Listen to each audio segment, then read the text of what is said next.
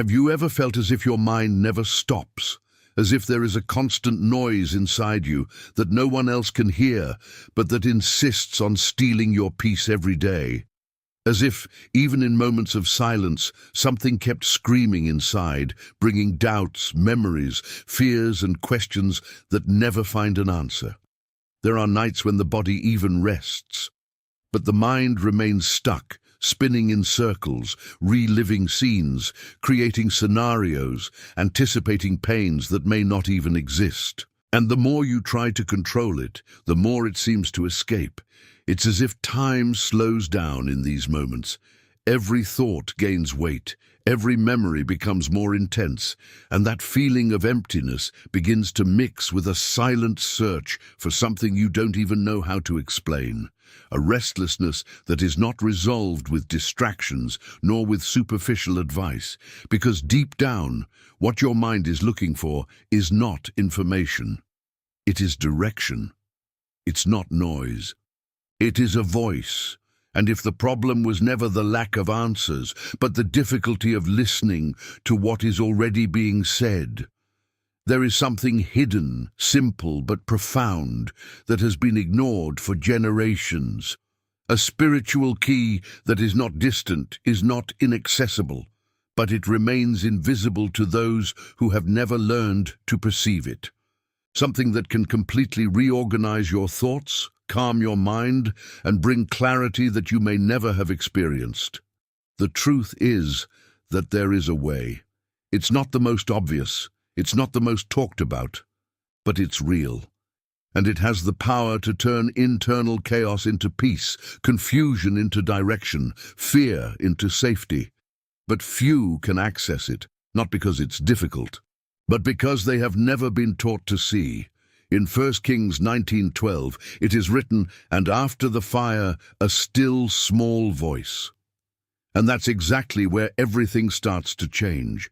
Not in the noise, not in the rush, but in something so subtle that many let it go. What you will discover today is not theory. It is no longer an ordinary message. It is a living spiritual secret, hidden in something that seems simple, but carries profound answers to what your mind needs most right now. And if you stay until the end, something inside you will start to line up, perhaps even today. Now you begin to realize that there is a deeper path being revealed, and in the next few moments you will discover teachings of Jesus that directly touch the mind and heart, bringing direction, emotional healing, discernment, and purpose. Each biblical passage presented will show how God works behind the scenes, even when everything seems confusing. Proverbs 3:5-6. Trust in the Lord with all your heart, and lean not on your own understanding. In all your ways acknowledge him, and he will direct your paths. As you continue, something inside you begins to awaken, as if these words are ancient answers coming back to the surface. If this has already touched you, like this video, subscribe to the channel and activate the bell, because your action can take this message to those who need it most, making you part of something bigger. And keep watching, because what comes next can transform the way you think, and this is exactly where many get lost without realizing it. Because the biggest battle of your life doesn't happen outside, but inside your mind. There is a silent conflict going on right now as you listen to these words. Thoughts come and go, some bring peace, others bring fear, doubt, guilt. And the most dangerous thing about all of this is that most of the time, you accept these thoughts without questioning where they came from. But the truth that few realize is that no thought is neutral. Each idea that crosses your mind carries a direction, an influence, a destiny. And when you don't discern this, you end up being led without realizing it. That's why so many people live trapped in cycles they can't explain. It's not a lack of strength. It's not a lack of faith. It is a lack of mental renewal. Romans 12:2 reveals something profound. And do not be conformed to this world, but be transformed by the renewing of your mind. This means that the transformation of your life does not begin with external changes, but with what you allow to remain within your mind. If the mind does not change, the path remains the same. And this is not something new. From the beginning, this battle already existed. When we look at Eve in the garden, we notice something that goes unnoticed by many. Before any mistakes happened, there was a conversation, a suggestion, a planted idea. Is that how God said so? This simple question was enough to generate doubt.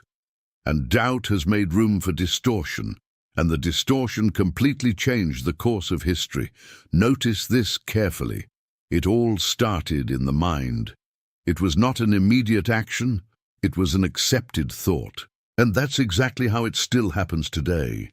Thoughts like, you won't make it, God isn't listening to you, it's already too late for you. They seem small, but they carry a huge spiritual weight. And as long as these thoughts remain, they drown out that small voice of God that tries to guide you, because God does not compete with noise. He speaks, but it is necessary to discern. It is necessary to learn to filter, to reject what does not come from him, and to keep what comes. Perhaps now you are beginning to realize that not everything you think comes from you, and that changes everything. Because when you understand this, you stop being a hostage of your mind and begin to take spiritual control over it. And if this message is stirring something inside you, maybe it's not by chance. Maybe that's exactly what your mind needed to hear today. If you felt this in any way, write in the comments, Amen. Because sometimes a simple answer is the beginning of a transformation that you didn't even imagine. And if the biggest reason you can't hear God isn't because of the absence of his voice, but the excess noise inside you, because there is something that few realize. God does not compete with the noise of the mind. He doesn't scream to be heard. He says, but in a way that requires attention, sensitivity, and above all, silence. The problem is that most people never experience this silence in truth. The mind is always busy, always reacting, always trying to solve, to understand, to anticipate. Even when the body stops, the thoughts keep running. And in this state, as much as God is speaking, the person simply cannot perceive it. It's like trying to hear a soft voice in the middle of a noisy crowd. The voice is there. But if you don't move away from the noise, it will never be clear. And that's exactly what we see in Samuel's story. He was still young. He had no experience. He didn't know how to recognize God's voice. And when God began to call him, he confused him. He ran to Eli thinking he was the one who was speaking. This has happened more than once. Until something changed. Eli realized what was happening and directed Samuel to respond differently. 1 Samuel 3:10 says, Speak, Lord, for your servant hears. Notice the depth of this. Samuel didn't just listen, he positioned himself to listen. There is a huge difference between listening to sounds and being available to receive direction, and it is exactly this positioning that is missing in many lives today, because it's not that God has stopped speaking, it's just that people stopped being silent. Silence is not just about staying in a quiet environment, it is to calm thoughts, it is to reduce internal anxiety, it is to make space. That's when you decide, even for a few minutes, to turn off everything around you and turn your attention inward to that which is eternal. And it is in this place that something begins to happen. The mind slows down, the heart aligns, and that voice that once seemed distant begins to become noticeable. Not as an audible sound, but as a clear direction, a certainty, a peace that cannot be explained. Many are looking for quick answers, visible signs, immediate solutions, but God continues to speak in the same way he has always spoken, in silence. Perhaps what your mind needs most today is not more effort, but more pause. No more words, but more listening. Because it is in this space that God reveals what really matters. And if you somehow feel like you need to listen to that voice again, turn that into an attitude now. Write in the comments, "Speak, Lord, your servant hears," like a simple but true prayer. And leave your like on this video, because this gesture can take that message to someone who also needs to learn to listen again. And here's a truth that many avoid facing: not all the pain you carry is in your body. Much of it is hidden in your mind. These are words that have marked, rejections that have hurt, situations that you have never been able to fully understand. And even though time has passed, the effects are still there, influencing how you think, feel, and react. Maybe you don't even realize it anymore, because you've gotten used to living like this. Thoughts of insecurity, feelings of not being enough, fear of being rejected again. All of this becomes part of the routine.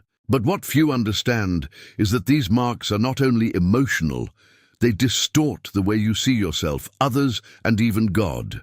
And that's why, when we talk about what your mind needs most, we're not just talking about direction.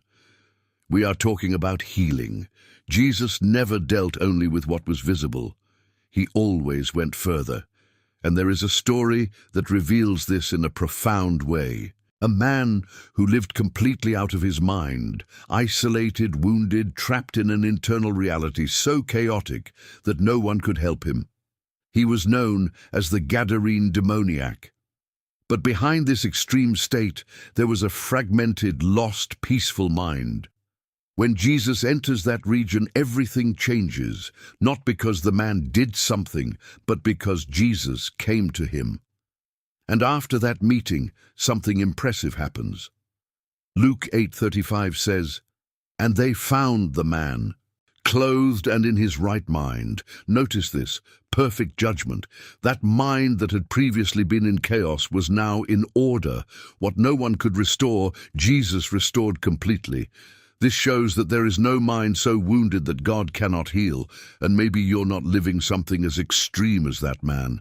But in the silence of your life, there are areas that still need that same touch. Thoughts that imprison you, memories that hurt you, emotions that you could never resolve. And the most powerful of all this is to understand that God does not ignore this pain. He doesn't minimize it. He doesn't tell you to just forget. He enters history. He touches what is broken. He rearranges what seems lost. Healing begins when you allow him to reach those areas. It's not about hiding.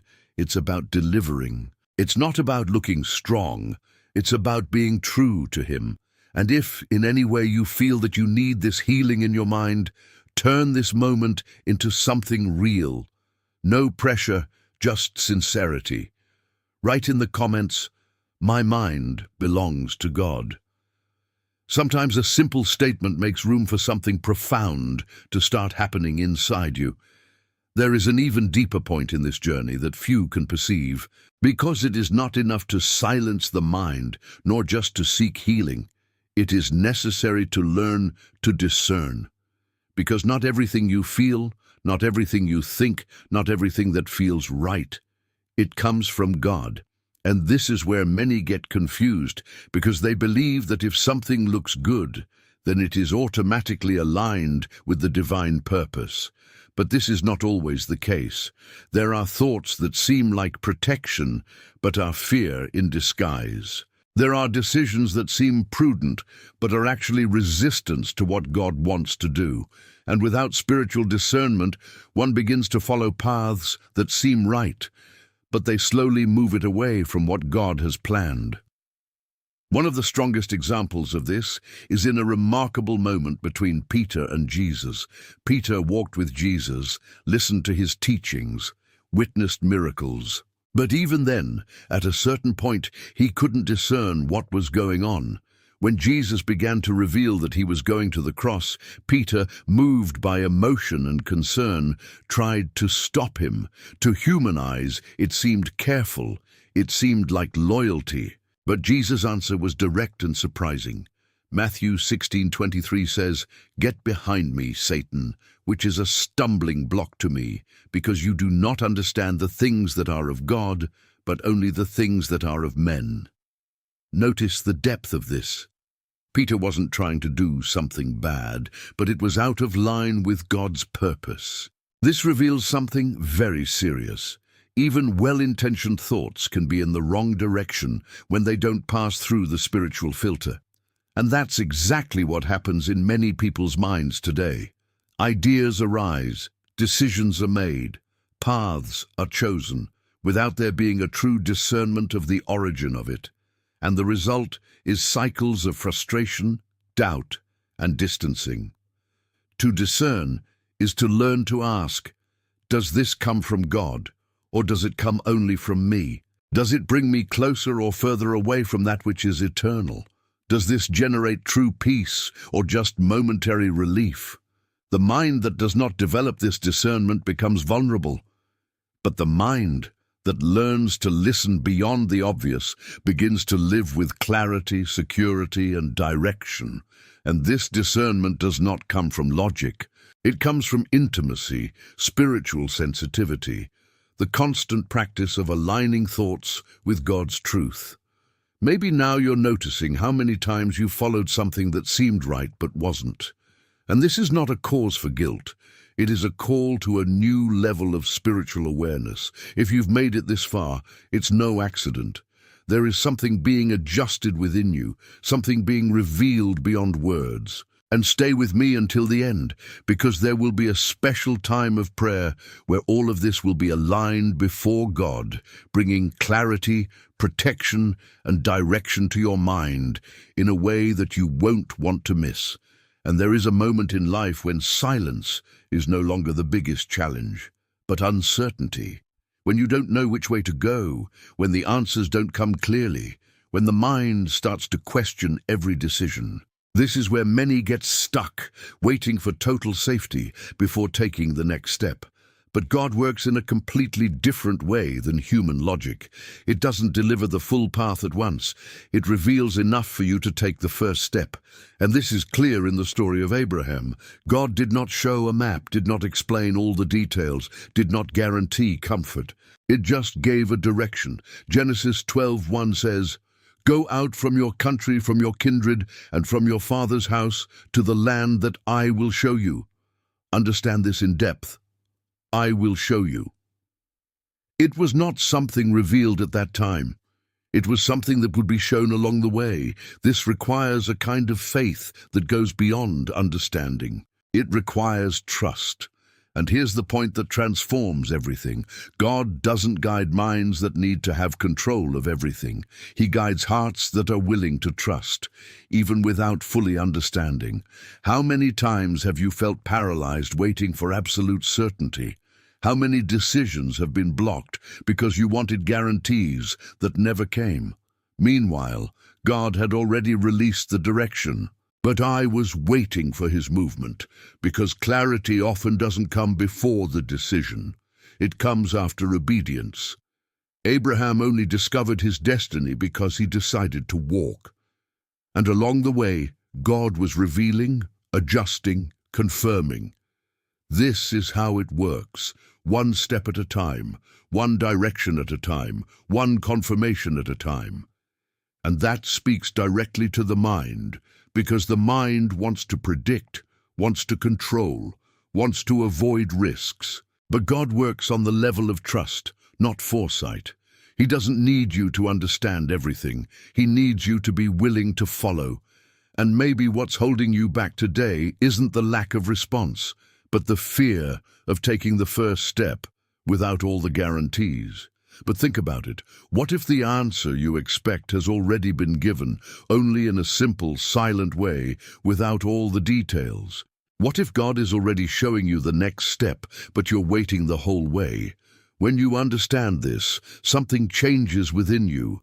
Anxiety decreases, pressure relieves, because you realize that you don't have to carry the weight of knowing everything.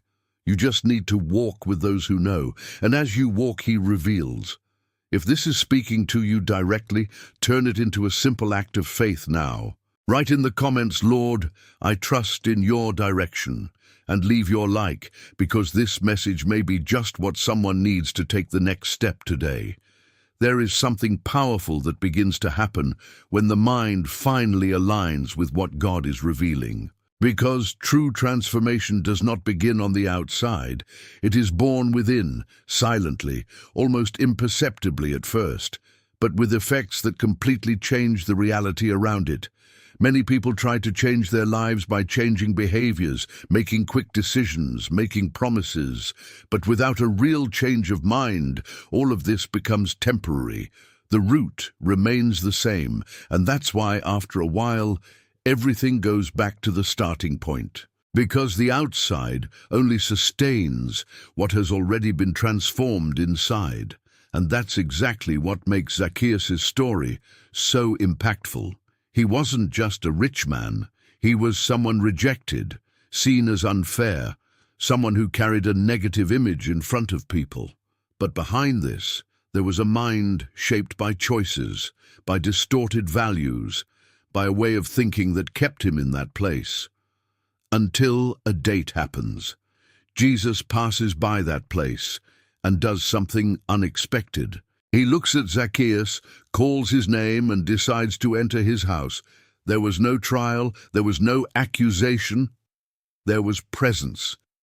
And that's what starts to change everything, because when Jesus enters, he doesn't just transform circumstances, it transforms the mind. And the most impressive thing is that no one had to tell Zacchaeus to change. No one had to demand anything. The transformation came from within. The way of thinking has changed, and as a consequence, attitudes have also changed. Luke 19:8 records this moment. Behold, I give to the poor half of my goods, and if I have defrauded anyone of anything, I restore it fourfold. Notice the depth of this. This decision did not come from external pressure. It came from a renewed mind. What used to make sense to him no longer did. What once seemed normal now no longer fit inside him. This is how God works. He doesn't start by demanding external changes. It starts by adjusting what you believe, what you value, what you understand as right. And when that changes, everything around it starts to align naturally. Maybe you've been trying to change areas of your life for a long time without success. But the question that needs to be asked is, has your mind already been transformed, or are you just trying to change behaviors? Because when the mind really changes, attitudes are no longer an effort, and they become a consequence. And if that message is making sense to you right now, that's already a sign that something inside of you is starting to move. Don't ignore it. Enjoy this moment. Leave your like, subscribe to the channel, and activate the bell, because this simple action can bring this same transformation to other people who also need this touch of God. There is a point in the journey when you already begin to understand your thoughts. You already realize the need for change. You already feel the desire to live something different. But still, the mind wavers. There are days of peace, but there are also days of anxiety. Moments of clarity followed by confusion. And this happens because something essential is missing that sustains everything that has been revealed so far, the presence of God in a continuous way. Not as an idea, not as a distant concept, but as a living reality, because it is the presence of God that stabilizes what inside you insists on oscillating. It is what brings balance when emotions seem out of control. It is the one that silences the chaos without having to immediately change the circumstances around it. And David understood this like few others. He was not someone exempt from internal conflicts. On the contrary, his writings reveal a mind that faced fear, anguish, insecurity, and even moments of deep sadness. But there is something that is constantly repeated in his life. He always returned to the presence of God. It didn't matter what was happening outside. He knew where he needed to position himself on the inside. At Psalm 23:3 he states, "Refresh my soul." This phrase carries a depth that goes beyond beautiful words. To refresh here means to restore, to bring back to the original state, to calm that which is agitated. David did not say that his life was perfect. He said that even in the midst of challenges, there was a place where his soul found rest. That place was the presence of God. And maybe what you're looking for in so many things, quick answers, distractions, external solutions, can really only be found in that place. Because the mind is not stabilized only with information. It stabilizes with presence. It's when you stop, even for a few minutes, and connect with God sincerely, without haste, without formula, that something begins to adjust within you. Thoughts slow down, the heart calms down, and a different peace begins to emerge. It's not the absence of problems. It is God's presence in their midst. And that changes everything. Because when the presence is there, fear loses strength. Anxiety decreases. Confusion begins to give way to clarity, not because everything was resolved on the outside, but because something lined up inside. Maybe today you need less answers and more of that presence. And if, while you were listening to this, someone came into your heart, someone who also needs that peace, don't ignore that feeling. Write that person's name in the comments. It could be someone in your family, a friend, or even someone who is going through a difficult time. In doing so, you join a chain of faith where each name presented becomes a prayer, and together something greater begins to happen. There is a deeper level to this journey that goes beyond understanding thoughts, silencing the mind, or even seeking healing. That's when you realize that God doesn't just want to adjust parts of your life. He wants to completely align your mind with His eternal purpose. And this is not something superficial. It is not a slight change. It's a transformation that redefines who you are on the inside. Because there comes a time when it is no longer enough to live reacting to life, being carried away by circumstances or by one's own feelings. God begins to call you to a new pattern of thinking. A higher, deeper pattern, more aligned with that which comes from heaven. And no one better represents this transformation than Paul. If you look at his history, you will realize that he was not a lost person in the common sense. He had convictions, he had knowledge, he had direction, but everything was out of line with God's truth. His mind was formed, but not transformed, until a date happens. And this encounter did not only change the path that Paul followed. It changed the way he thought, how he saw life, how he understood God. Everything has been repositioned. The mind that once persecuted, now edified. The mind that had once resisted, now surrendered. And that's why he writes something so powerful in Philippians 2:5. Let this mind be in you that was also in Christ Jesus. This is not just advice. It is a calling, an invitation to think as Christ thought, to feel as he felt, to react as he reacted. And when that starts to happen, everything changes. Decisions change, priorities change, attitudes change, because the mind has been aligned. And perhaps here is one of the biggest revelations. The ultimate goal is not just to have peace. It is not just to resolve internal conflicts. It is to live with a mind that reflects Christ himself. This means looking at difficult situations without despair. It means to love even when it is not easy. It means standing firm even when everything around you seems uncertain. It is a level of stability and clarity that comes not from human strength, but from a deep spiritual alignment. And this call is not for some. It is for everyone who is willing to allow God to completely transform their way of thinking. Perhaps you have already begun to realize that God is not just treating moments of your life. He's leading you to a new mentality, a new way of living, a new way of seeing everything. And the closer you get to that, the more your life begins to reflect something different, something that can't be explained with words alone. But that is perceived in every choice, in every attitude, in every thought. Nothing happens by chance.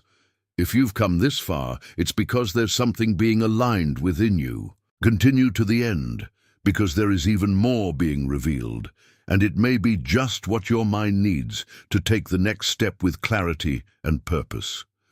There is a specific moment in life when everything seems to remain the same on the outside. But inside, something starts to bother you in a different way. It is no longer just doubt, nor just restlessness. It is as if a silent pressure has arisen, a call that can no longer be ignored. And many try to stifle this, distract the mind, occupy the time. But the more they flee, the more intense it becomes, because when God decides to awaken a mind, he does not do it in an ordinary way. There is a sense of urgency that begins to manifest itself. It's not desperation. It is insistent direction. It's as if something inside you said, "I can't go on like this anymore." And this feeling does not come to condemn, it comes to align. It comes to take you out of a state of accommodation that often feels comfortable, but is taking you away from something bigger. The human mind has a tendency to postpone that which requires change. It always seems that it can be solved later, that it is possible to wait a little longer, that it is not the right time. But when there is a purpose involved, God breaks that cycle. And Jonah's story reveals this with stunning clarity. Jonah was not someone who did not know God. He knew exactly what was being asked. At Jonah 1:2, the command was straightforward. Get up, go to the great city of Nineveh, and cry out against it. There was no confusion. There was no doubt. There was a clear direction. But even so, Jonas decided to run away. And here's something that needs to be understood. Running away from a call doesn't mean purposelessness. It means resistance to purpose. Jonas did not stop being chosen. He just tried to postpone what was already defined. But when God wants to align a mind, he allows situations that break that resistance, not as a punishment, but as a course correction.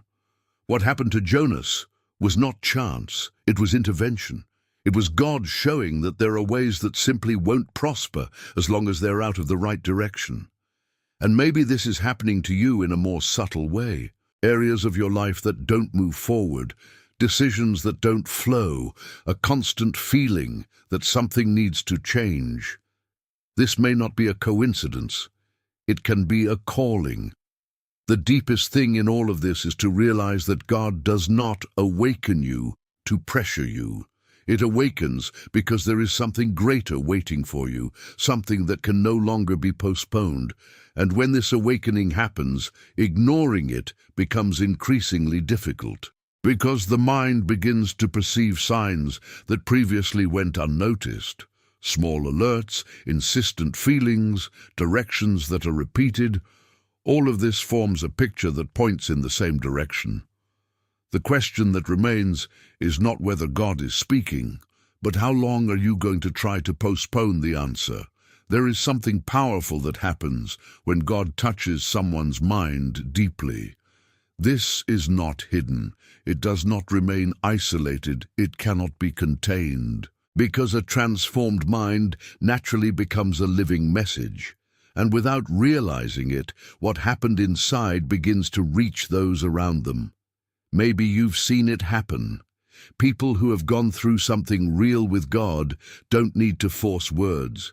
They don't need to convince anyone. There is something different about them. A sparkle in the eye, a peace in attitudes, a firmness in decisions. And that speaks louder than any speech, because true testimony is not just telling what happened. It is to live in such a way that others perceive that something has changed. And one of the most striking stories about this is in Jesus' encounter with the Samaritan woman. She wasn't someone who was seeking transformation. On the contrary, he carried a history marked by rejections, difficult choices, and a life that, in the eyes of society, was seen with judgment. But everything changes in a single encounter. Jesus begins to speak to her in a way that goes beyond the superficial. He touches deep areas, reveals things that no one else knew, and at that moment, something happens inside her mind. It wasn't just emotion. It was a revelation. She starts to see herself differently. He began to understand that he was facing something greater than anything he had ever experienced. And the most impressive thing comes later. She doesn't keep it to herself. She runs back to the city, fearless, shameless, unconcerned about what others will think. And his words are recorded in John 4:29. "Come, see a man who told me all that I have done." Notice this. She did not try to explain everything. She did not elaborate a complex speech. She simply shared what she experienced. And that was enough to impact an entire community, because when God reveals something true to someone's mind, it overflows. It doesn't have to be forced. It doesn't have to be planned. It happens naturally. And maybe you're going through that process right now. Something is being revealed, adjusted, aligned within you. And even though it still seems small, it already has the power to reach other people, because someone close to you needs to see this transformation. You need to perceive this peace, this clarity, this change. Sometimes the testimony that will touch another life will not be a great speech. It will be the way you live from now on. And if that word came to you differently, if it touched something deeper, don't ignore it. In a simple way, as a reflection of what is happening inside you, write in the comments, "I trust in God." Sometimes a small expression of faith makes room for something much bigger to start flowing. There is a moment in the journey when everything seems unstable, as if the ground you walk on isn't as firm as it once was. Circumstances change, responses delay, and the mind begins to oscillate between trusting and doubting. It is at this point that many get lost, not because they have stopped believing completely, but because they could not sustain hope when time began to extend beyond what was expected. And this is exactly where one of the greatest spiritual revelations comes in. God's promise does not depend on human time to be fulfilled, but the human mind must learn to sustain itself while it waits. Because waiting is not just an external process. It's an internal battle, and few stories reveal this in such a real way as Sarah's. She received a clear promise. God said she would bear a son. But there was a detail that made everything even more challenging. Time had already passed. The body no longer corresponded. Logic no longer supported that possibility. And it is in this scenario that the mind begins to question. Will it still happen? Did I understand correctly? Wasn't it just a momentary hope? Sarah at one point laughed, not for lack of absolute faith, but because, to human eyes, it seemed too impossible. And maybe you understand exactly that feeling. When the promise is great, but the reality around it seems to say otherwise. But there is something that sustains the mind in these moments, and it is not evidence, it is trust. Hebrews 10:23 states, "Let us hold fast the confession of our hope, because he who promised is faithful." Notice this. Let us hold fast. This requires decision. It is not something automatic. It is choosing every day not to let go of what God has said, even when there are no visible signs. Because the mind that is not anchored in the promise gets lost in circumstances. He begins to interpret silence as absence, delay as denial, and this generates weariness, anxiety, even discouragement. But when the mind anchors itself, something changes. It doesn't mean that doubts never appear, but they no longer dominate. There is a basis, a silent certainty that regardless of the time, God remains faithful. And the deepest thing about all of this is that when the promise is finally fulfilled, it is not only the exterior that changes. The mind has already been strengthened in the process. She has learned to trust, she has matured, she has become more stable. Maybe today you are exactly at that point, between what God has said and what you have not yet seen. And this may be messing with your thoughts, with your emotions, with your peace. But that word comes as a clear reminder. Hold on tight, not because you're strong, but because he who promised is faithful. If you are here now, it is no accident.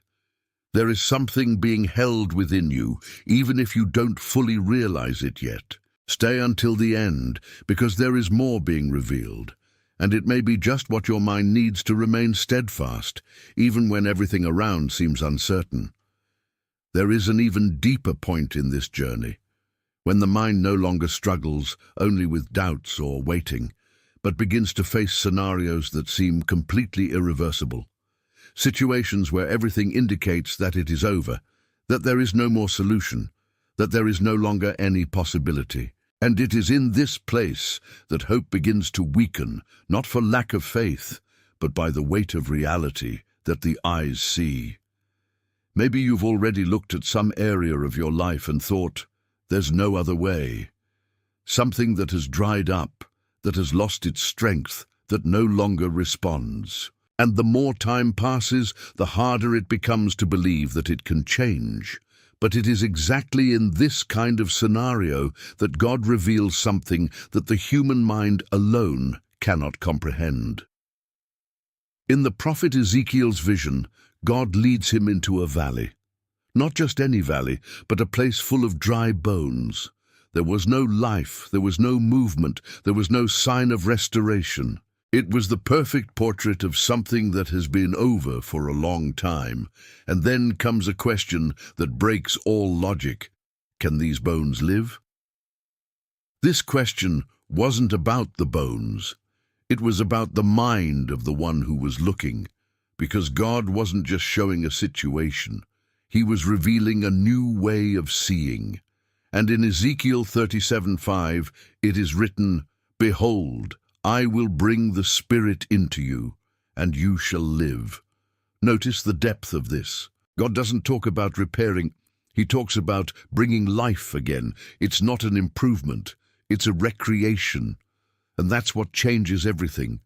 Because when the mind receives this revelation, it stops seeing only what is in front of the eyes and begins to consider what God is able to do.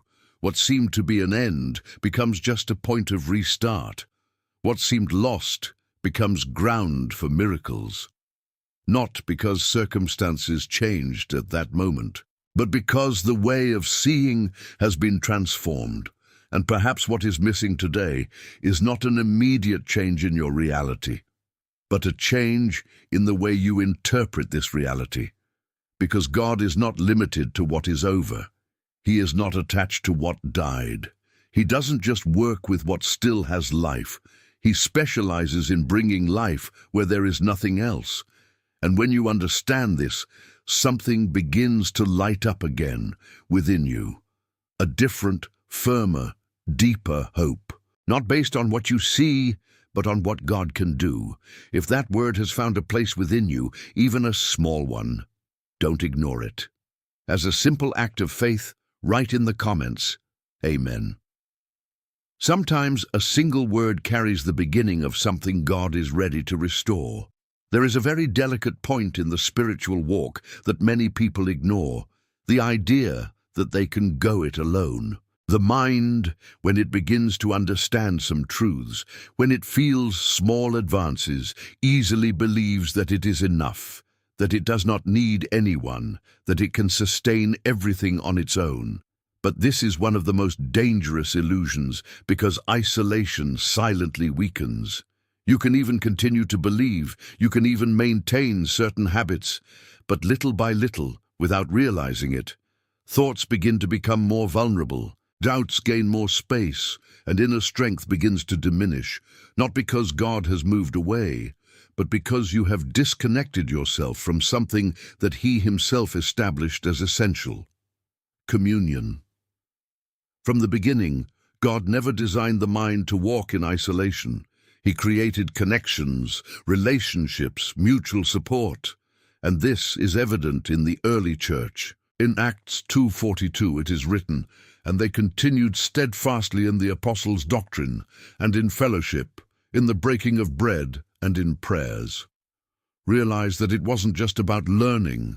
It was about living together.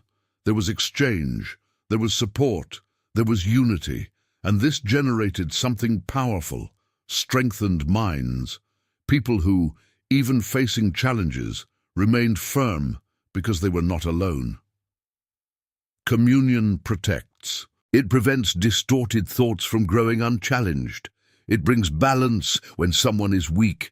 It strengthens when faith seems to wane, because many times what you cannot sustain alone becomes possible when there is someone by your side walking in the same direction. And maybe you felt it, moments when talking to the right someone brought clarity, when hearing a word of faith rekindled something within you. This is no coincidence. It's part of God's plan to keep your mind aligned and protected. The problem is that isolation feels comfortable at first. It avoids confrontation, avoids exposure, avoids vulnerability. But over time, it takes a heavy toll. The mind begins to close, to feed only on its own thoughts, and this makes room for mistakes that could be avoided. God has not called you to walk alone. He has called you to be part of something bigger, where there is support, growth, and continuous strengthening. And when you position yourself in this environment, something changes. Your mind becomes firmer, more protected, more aligned, not because you'll never have challenges, but because now you don't have to face them alone. Perhaps this is one of the most important decisions you need to make today. Get out of isolation and connect again. Because there is force in unity, which the mind alone will never be able to produce. This word is not for everyone. If you are here, it is because there is something being revealed in a specific way for your life. Continue to the end, because there is still something deeper being released, something that can strengthen your mind in a way that you have not yet experienced. There is a level of spiritual maturity that few reach, because it requires a profound change in the way of thinking. So far, you have noticed how God treats the mind, heals, directs, transforms. But there comes a time when He invites you to step off center and start carrying something bigger than life itself. It is the call to intercession. And this completely changes the dynamics of the mind, because it stops being about what I need and becomes about who needs it through me. The intercessory mind does not live only by looking within. He begins to see beyond, to feel the weight of situations, people, realities that are often not even visible. And this is exactly what we see in the life of Moses. In one of the most critical moments in Israel's history, the people had completely gone astray. Humanly speaking, the consequence was inevitable, but Moses positions himself in a different way. He does not move away. He does not omit himself. He intercedes. He stands between God and the people, and this positioning reveals something extremely deep about his mind. Moses could have thought only of himself. He could have accepted the judgment and moved on, but his mind no longer operated at that level. He carried spiritual responsibility. In Exodus 32:14 it is written, "Then the Lord repented of the evil which He said He would do to His people." This reveals the power of intercession, not as a repetition of words, but as a positioning of mind and heart aligned with God's purpose. Moses accessed a level of intimacy where he didn't just talk to God, but it influenced the course of a situation. And here's something that transforms everything. Intercession doesn't just change circumstances, it changes who intercedes. Because when you start praying for others, something inside you expands. Your vision broadens, your heart matures, your mind is strengthened. You stop being consumed only by your own problems and start connecting with something bigger. This does not mean ignoring their needs, but it means not living limited to them. The intercessory mind develops spiritual sensitivity. He begins to perceive needs even before they are expressed. Feel when something is not right. Discernment becomes clearer.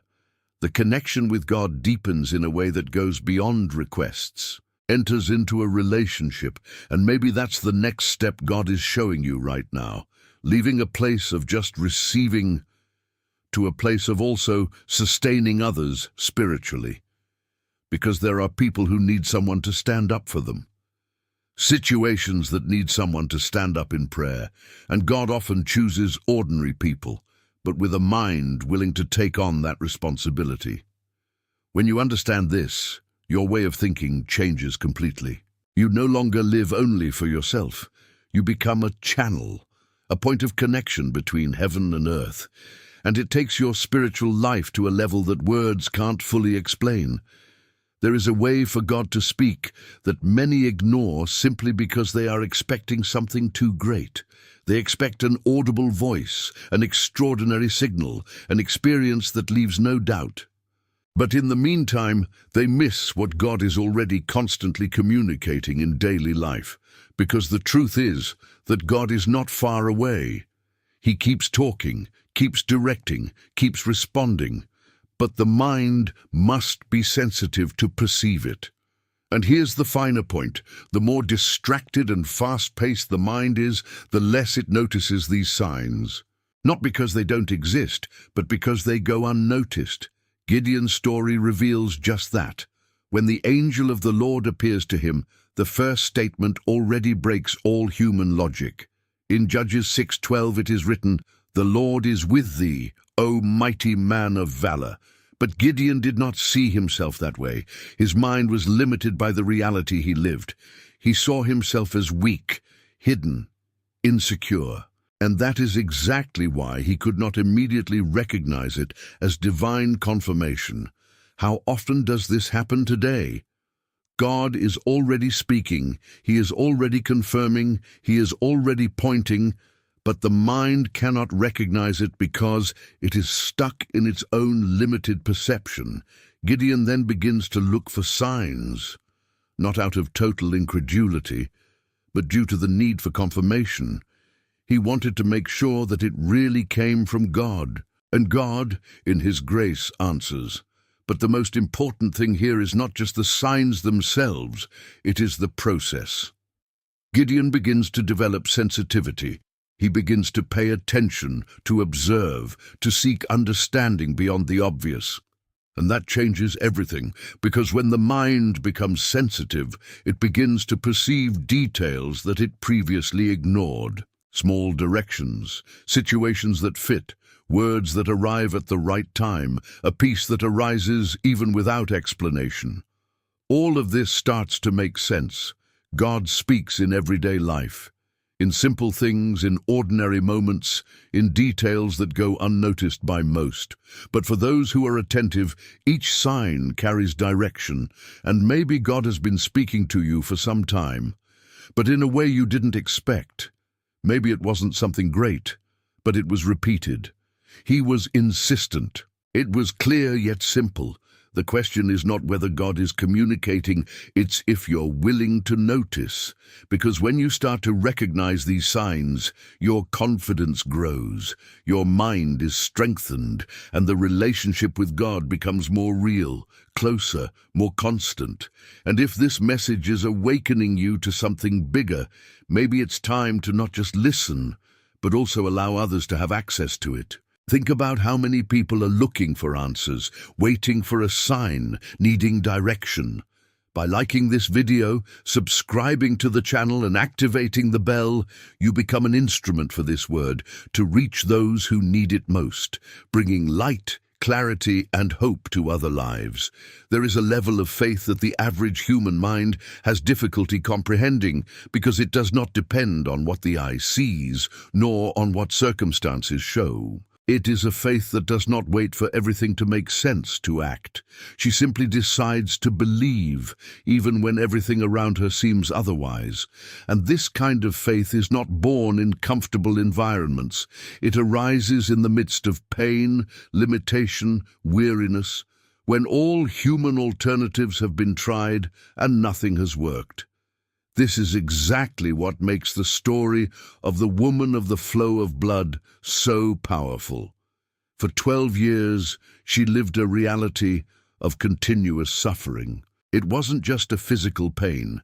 It was a condition that isolated her, that wore her down emotionally, that consumed her hope little by little. She tried everything. He sought solutions, spent resources, listened to opinions. but nothing has changed. Now imagine what that does to a person's mind. After so long, the most common thing would be to give up, accept, conform to that condition. Because logic said, there is no more solution. But at some point, something different happened inside her. She heard about Jesus, and instead of analyzing based on the history of failures, instead of being limited by past experience, she made an internal decision. If I just touch, everything can change. Notice this. There was no visible guarantee. There was no external confirmation. There was no concrete evidence. There was only one faith that surpassed logic, and this faith made her act. She broke social barriers, faced the crowd, ignored fear, and moved forward. Not because it was easy, but because inside it there was already a conviction formed. And when that touch happens, everything changes. Mark 5:34 records Jesus' words, "Daughter, your faith has made you well. Go in peace." Jesus didn't say it was just the touch. He highlighted faith, because it was the internal decision to believe that paved the way for the miracle to happen. And here is something that completely transforms the way of thinking. True faith does not wait for ideal conditions. It creates a path where there was none before. Perhaps you are looking at situations that seem unsolvable, basing your expectation on what has already happened, what has not worked out, what has not changed so far. But this story reveals that there is another way. The mind that decides to believe does not ignore reality, but it is not limited to it either. She understands that God works above logic, above time, above probabilities. And when this faith is activated, barriers begin to be broken, even if it is not yet visible at first. And maybe what God is awakening in you right now is not just hope. It's a different faith. A faith that does not depend on immediate signs, but is sustained by the certainty that He can do what no one else can. Because when the mind reaches that level, it is no longer limited by what it sees, and he begins to live by what he believes. There are times when pain can no longer be hidden behind beautiful words or quick answers. Moments when the mind gets tired, the heart weighs down, and everything you feel seems too difficult to explain. It's not just sadness. It is a type of deep suffering that stirs everything, that shakes internal structures and makes you question even what once seemed unshakable. And perhaps the most difficult thing in these moments is the feeling of silence, as if God were distant, as if nothing was being seen, as if his pain was going unnoticed. But there is a truth that needs to be clearly revealed. God never ignores pain. He enters it. And the story of Job shows this in a way that few can fully comprehend. Job didn't just miss one thing. He lost almost everything. Your assets, your family, your health, your stability. In a matter of time, his life changed completely. And with that, his mind was pushed to the limit. Questions arose, feelings mixed, and even those around him couldn't understand what was happening. But there is one thing that has remained, even in the midst of chaos. Job has not severed his connection with God. He questioned, he felt, he expressed his pain, but he did not move away. And this reveals something powerful. God does not require emotional perfection to approach. It reveals itself in the sincerity of those who, even wounded, continue to search. The most impressive thing is not only what Job lost, but what God did in the middle of this process. In Job 42:10, it is written, "And the Lord turned the captivity of Job over." This doesn't just talk about external restoration, speaks of a complete change of scenery. God entered into that pain, walked with Job at every step, and transformed what seemed like an end into a new beginning. And here's something the mind needs to understand. Pain is not ignored by God. It is used by Him, not to destroy, but to strengthen, to mature, to reveal levels of spiritual depth that would not be reached otherwise. Maybe today you are living something that no one else fully understands, a weight that only you feel, a struggle that seems too silent to be shared. But that doesn't mean you're alone. God is present even when it doesn't seem like it. He's working even when you don't see it. And just as he did with Job, he can completely transform this story. The pain may have even arrived, but it doesn't define the ending. And if that word is reaching you in a special way, as a silent confirmation, write in the comments, "God cares for me," not just as a phrase, but as a truth that begins to take hold inside your mind, even in the midst of everything you are facing. After all of this, there is a truth that begins to form more clearly within you. The victory you seek so much on the outside does not start in the circumstances. It starts inside your mind. Before any visible change, before any concrete answer, there is a silent decision that defines the course of everything. And this decision is not emotional. It is spiritual, because there will be times when you don't feel strong, when courage won't be natural, when the will to give up will try to speak louder.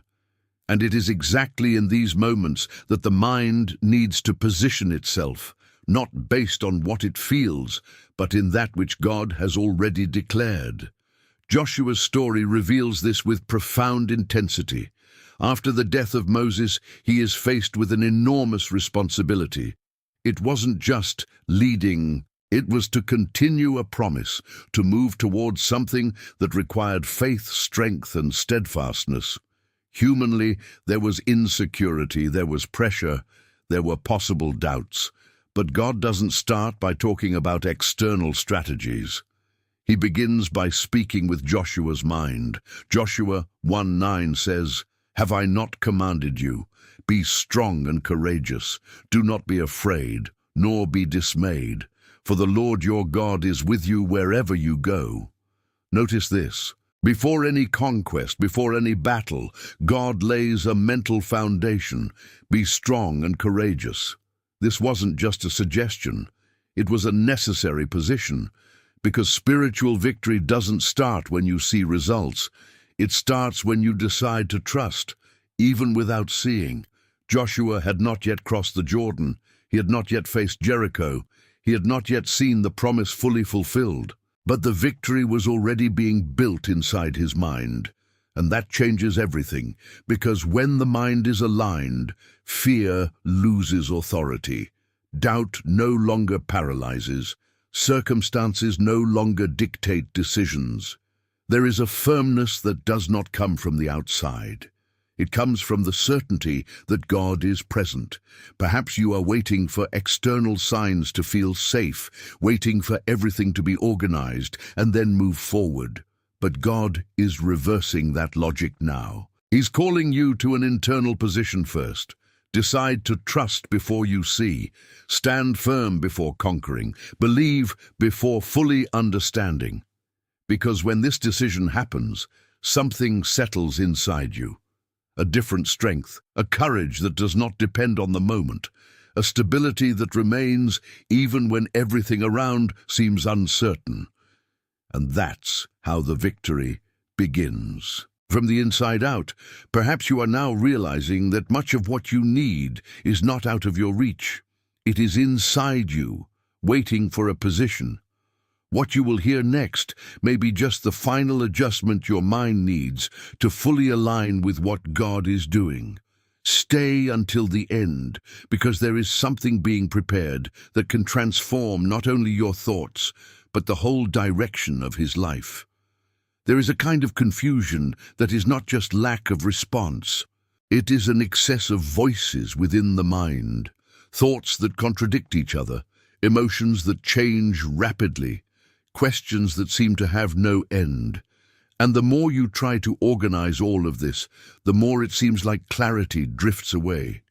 It's like being in a place where everything speaks at the same time, but nothing really responds.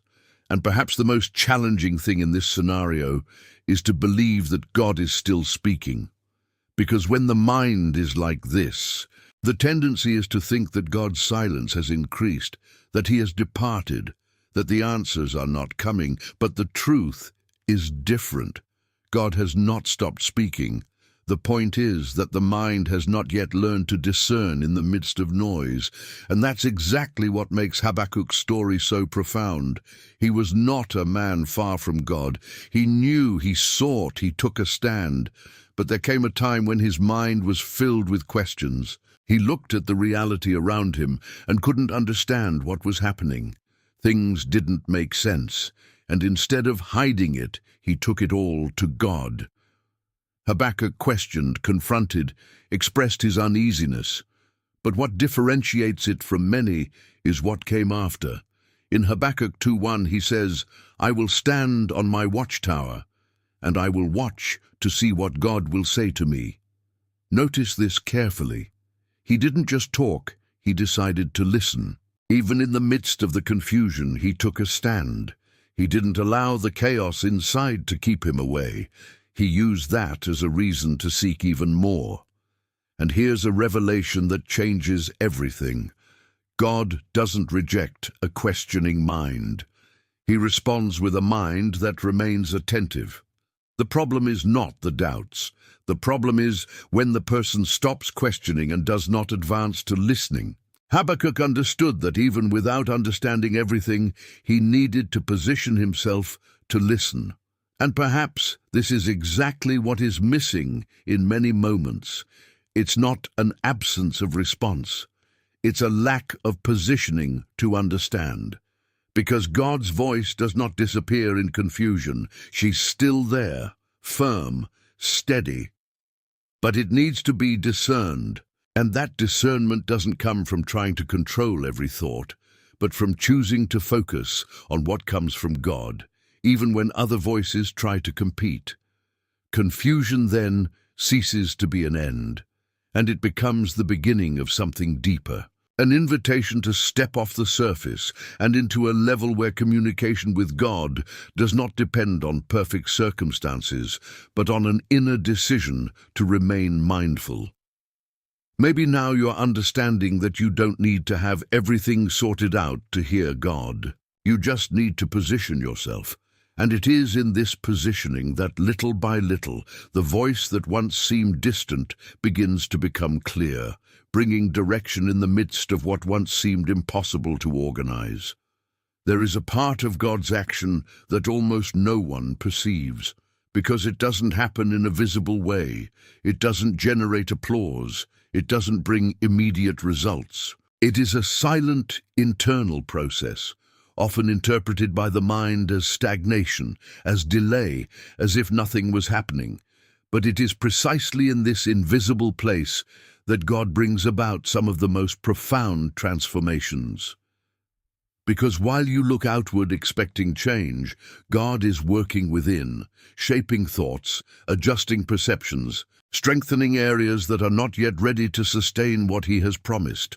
And Joseph's story reveals this with stunning clarity. Joseph received a dream, a clear, direct, meaningful promise. But the path between the dream and the fulfillment was not quick or easy. On the contrary, it was marked by rejection, injustice, forgetfulness. He was sold, betrayed, imprisoned, and in many moments everything seemed to be going in the opposite direction of what God had shown. Now imagine what that does to someone's mind. The natural tendency would be to question, doubt, think that everything went wrong, because to human eyes it really did. But what Joseph didn't see at that moment was the invisible process that was going on inside him. Every situation was shaping his mind. He was developing maturity, character, discernment. I was preparing him for something that he still didn't have the structure to live when he received the dream. And this completely changes the way of interpreting time. Because what seems like a delay is often preparation. What looks like silence is often construction. What looks like abandonment is actually strategic care. And when everything finally reveals itself, Jose manages to look back with a completely different vision. At Genesis 50:20 he states, "You meant evil against me, but God meant it for good." Notice this, he did not deny what happened, but he understood what God did in the midst of it all. This is only possible when the mind goes through a profound process of transformation. Maybe today you are exactly in that place, where things are not happening as you imagined, where time seems too long, where the feeling is that nothing is moving forward. But that word comes to adjust your perception. God is at work, even when you don't see it. He is shaping your mind, strengthening your frame, preparing you for something that requires more than you had before. And when this process is over, you will not only receive what was promised, you'll be ready to sustain. And if this is speaking to you in a personal way, as if it touches on exactly one area of your life, open your heart simply. Write in the comments what you feel you need to put before God today. A request, a situation, something that is inside you. Because when we place before Him, even the invisible process begins to take on a new meaning. There is a type of prison that cannot be seen, but completely controls the way a person lives. It has no bars, no visible chains, but it limits decisions, blocks advances, and distorts the way of seeing life itself. These are thoughts that repeat themselves, beliefs that have been built over time, ideas that seem true, but that, in reality, imprison. And the most dangerous thing about it all is that many times the person does not even realize that he is trapped, because these mental patterns become normal. Internal phrases such as, "I can't do it," "This is not for me," "Nothing works out," start to seem natural, when in fact they are fortresses. Fortresses are not just external structures. They are internal constructions formed by experiences, words, traumas, and wrong interpretations that have been consolidated in the mind over time. And this is exactly what Paul reveals in 2 Corinthians 10:4-5. The weapons of our warfare are not carnal, but powerful through God for the pulling down of strongholds, destroying counsels, and every lofty thing that exalts itself against the knowledge of God, and bringing every mind captive to the obedience of Christ. Notice the depth of it. There is a war going on, but not at the visible level. It's a battle of thoughts, ideas that rise up against the truth of God, concepts that seem real, but that are not aligned with what God has declared. And these fortresses do not fall alone. They need to be confronted. This means that not every thought should be accepted. Not every idea that pops into the mind deserves to remain. There is a process of identification and replacement to identify that which does not come from God and replace it with the truth. But this requires awareness. It requires a willingness to question what has always been accepted as normal. It requires courage to break with old patterns, because as long as these strongholds remain, they influence everything. Decisions, attitudes, relationships, vision of the future. It's like living limited by something invisible, but extremely real. And here's the turning point. Truth has power to liberate, but it needs to be applied. It is not enough to know. It is necessary to bring every thought to the obedience of Christ.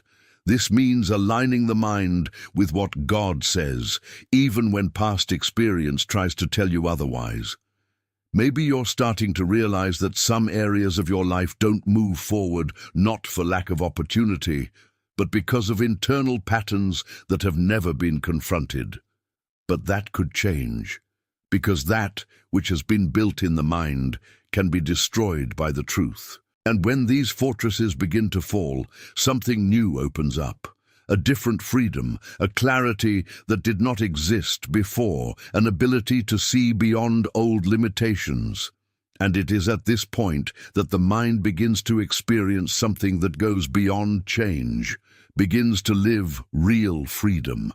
There is a moment in life when everything you have learned, everything you have built, everything you have believed about yourself, it is confronted in such a profound way that nothing remains the same afterwards. It's not just a change in thinking. It's not just a behavior adjustment. It's a meeting. And true encounters with God do not leave a person in the same state they were in before. They mark, transform, redefine. Jacob's story reveals just that. He was not someone distant from God, but he carried within him an identity marked by human strategies, by attempts at control, by a history of decisions that always sought to guarantee results in their own way. But there comes a time when he finds himself alone. No distractions, no support, no escape, only he and what needed to be confronted within him. And it is in this place that the meeting takes place. Jacob fights. It's not an ordinary fight. It's intense, it's persistent, it's to the limit. And this reveals something profound. There are times when the encounter with God is not comfortable. It is transformative, because God doesn't come just to console. It comes to line up. And in the middle of this experience, something decisive happens. In Genesis 32:28 it is written, "You shall no longer be called Jacob, but Israel." Realize the weight of this. The name changes, and in the Bible, name represents identity. God wasn't just giving a new phase, it was giving it a new identity. Jacob, who was once trying to control, now becomes Israel, someone who has undergone a real encounter with God and has been transformed from within. And the most striking thing is that this meeting left marks. He limped out. That is, there was physical evidence that something happened. This shows that true encounters with God are not superficial. They leave signs, both internal and external. The way of thinking changes. The way of seeing life changes. The decisions are starting to be different. The direction is transformed. Perhaps what is missing is not more knowledge, no more explanation. Be a real encounter, something that goes beyond words, beyond ideas, beyond what you've heard. Because when that encounter happens, you don't have to try to be the same as before. Something inside you no longer allows. And maybe, deep down, you're already feeling that something is being prepared. A deeper adjustment, a more real change, a transformation that does not depend on effort, but of delivery. If this is making sense to you in a way that goes beyond logic, acknowledge this moment. Write in the comments, "God chose me." Not just as a phrase, but as a truth that begins to redefine who you are from now on. There is a point in the spiritual journey where everything you have learned so far is confronted by something that simply does not make logical sense. The mind tries to understand, tries to fit in, tries to justify, but he can't.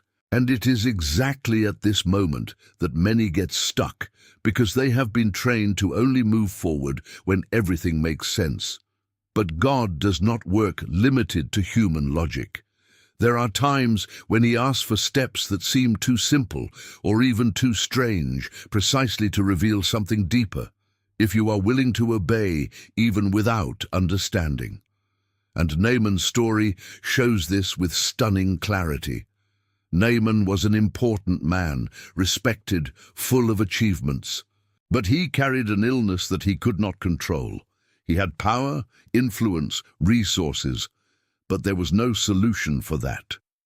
And when he finally receives direction from God, something unexpected happens. The instruction does not come as he imagined. There is no great ritual. There is nothing extraordinary to human eyes. The orientation is simple. Dive 7 times into the Jordan River. And this is where the mind comes into conflict. Because to Naaman, it didn't make sense. He expected something great, something worthy of his position, something that would justify the importance he had.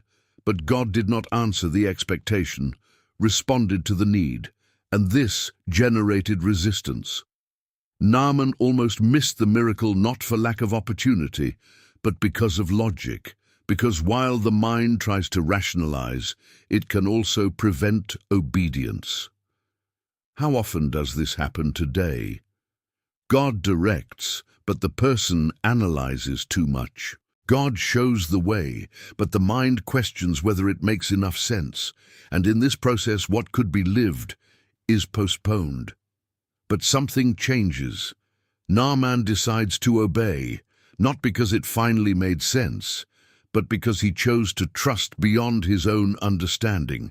And in 2 Kings 5:14 it is recorded, "And he came down and plunged, and his flesh became like that of a child."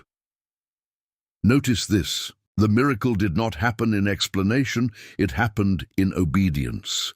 And here is a key that transforms everything. The mind that surrenders to obedience accesses levels that reason will never reach. This does not mean acting unwisely. It means understanding that not everything will be understood before it is lived. There are things that only make sense after you take the step. Maybe God has already spoken something to your heart, something simple, direct, but that you've been putting off because it doesn't seem logical enough. But what if exactly that is the answer? Because when you decide to obey, even without fully understanding it, something moves. Paths open, situations align, and what seemed impossible begins to manifest. Maybe you've been waiting for an answer for a long time, and this moment is not by chance. Continue until the end, because there is something even deeper being revealed, something that may be exactly the missing step for you to live what God has already prepared. There is a level of clarity that does not come from mental effort, nor from constantly trying to figure it all out on your own. It comes from intimacy with God. And this is a difference that completely transforms the way the mind works. Because while many are trying to find answers just by thinking more, analyzing more, seeking more information, God is inviting us to something deeper, closeness, and proximity changes everything. Because when you get closer to God steadily, something starts happening inside your mind. Areas that were previously confusing are starting to organize. Thoughts that seemed scrambled begin to line up. Decisions that previously generated doubt are beginning to gain clarity, not because you found all the answers, but because it is connected with the one who reveals. Daniel understood this in a way that few can live.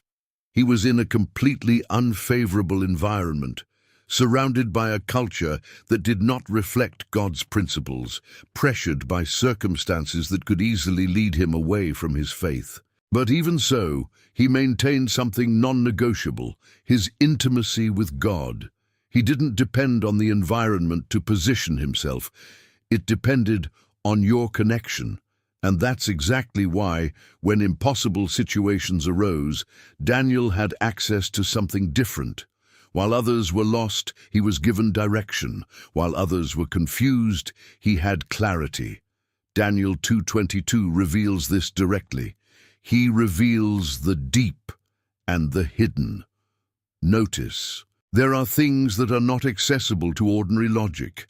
There are answers that are not found with human effort alone. They are revealed, and this revelation happens in place of intimacy.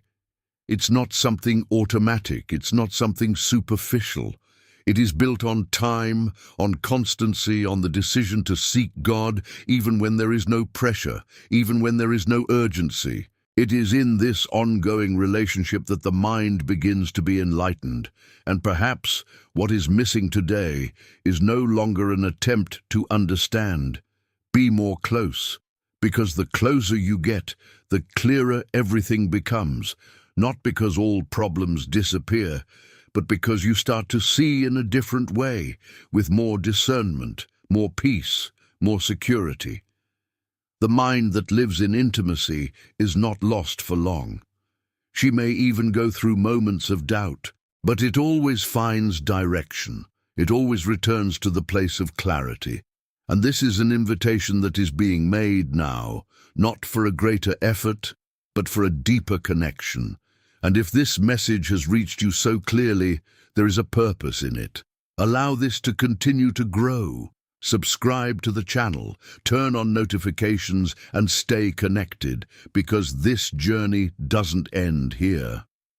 It is only revealing deeper and deeper levels of what God wants to speak to your mind. There is a silent force capable of completely reprogramming the way you think, react, and see life. And many ignore this force because it seems too simple. It's not noisy, it doesn't draw immediate attention, it doesn't cause an instant impact on the eyes, but over time, it transforms everything. That force is the Word of God, because the human mind is constantly being fed. Whether through experiences, opinions, memories, everything you hear and see daily, and if it is not nourished by the truth, it will be shaped by something else. That's why so many people live trapped in confused, insecure, distorted thoughts. Not because they want to, but because they have been exposed for too long to content that does not align with God's truth. And transformation doesn't just happen by trying to think differently. It happens when you begin to continually expose yourself to what you have the power to renew. Ezra understood this deeply.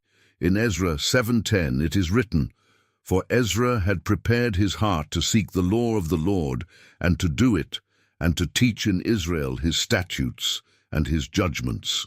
Notice the order of this. He prepared his heart, sought the word, lived the word, and then shared. This was not something accidental. It was a constant positioning. And that's exactly what makes the difference, because the mind does not change with a superficial contact. It changes with continuous exposure. The more you feed on the word, the more it begins to replace old thoughts. What once seemed normal begins to lose strength. What once dominated his way of thinking begins to be confronted. It's like a silent reprogramming. You start to see situations with more balance. He begins to react more wisely.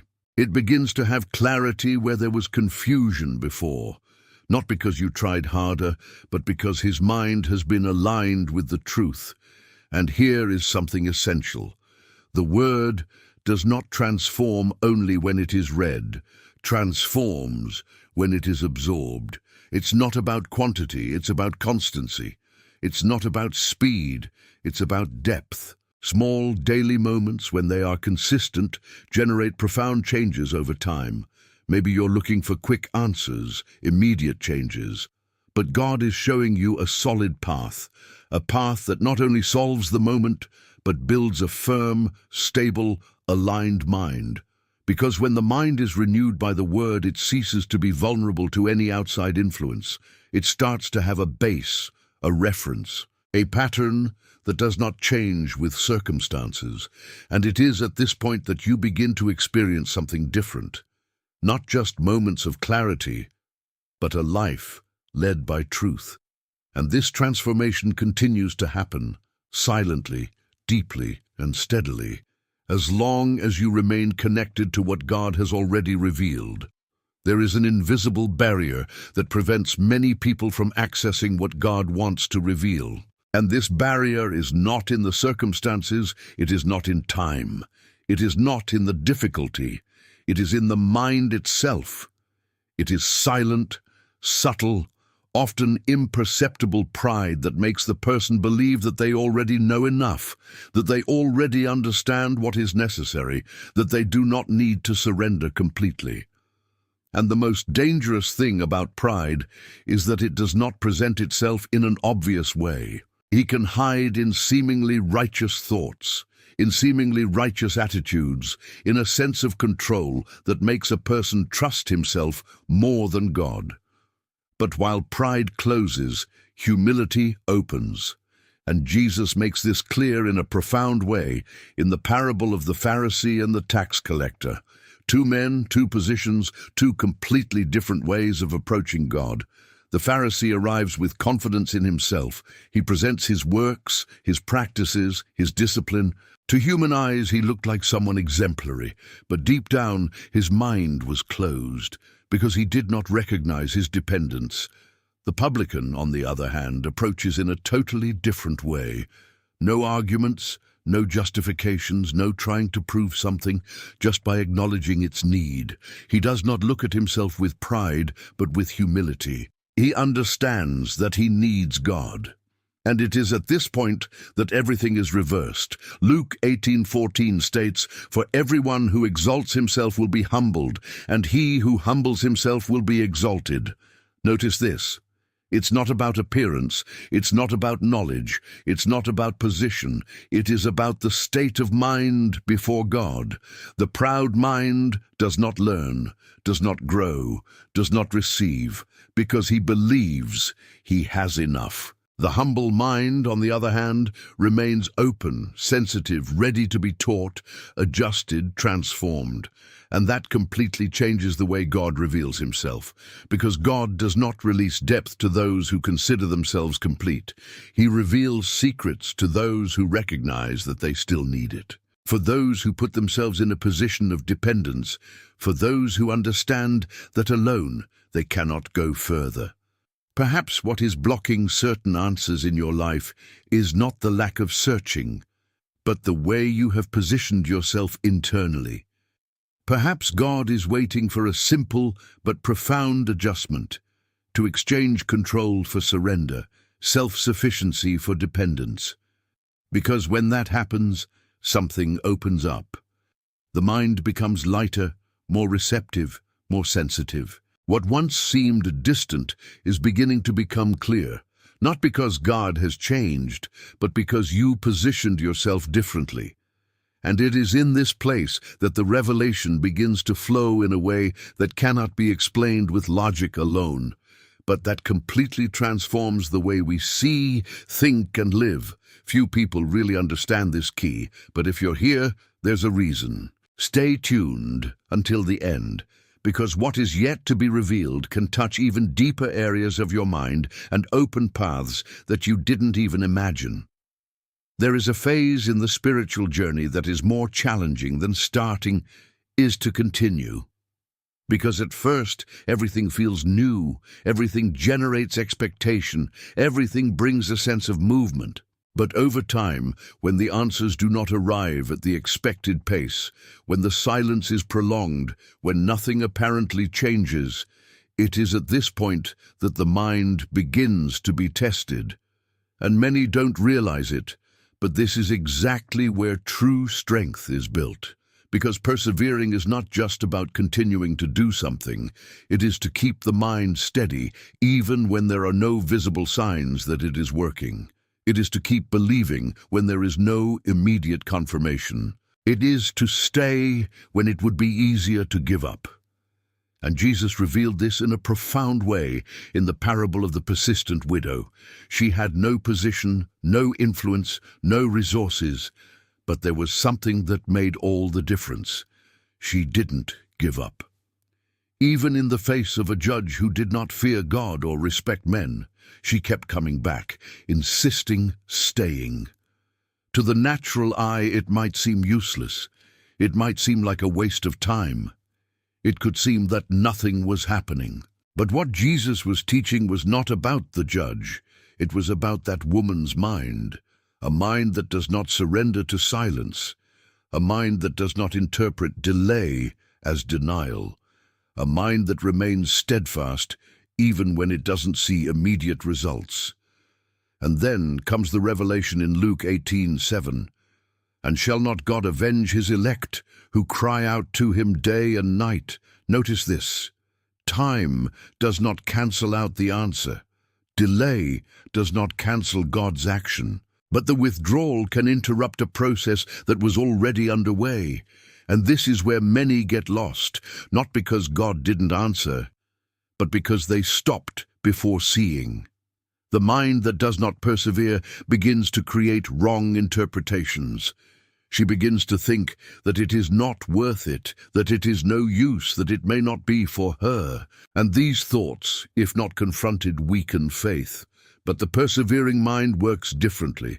She understands that silence is also part of the process, that God's timing does not follow human anxiety, that what is being built may not be visible now, but it's happening.